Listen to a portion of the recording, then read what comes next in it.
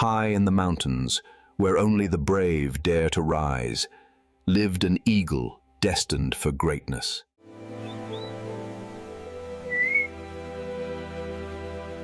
But life tested him early, well before he ever learned to fly.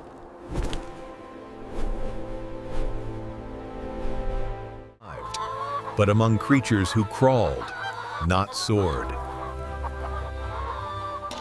His wings, because they never knew their own.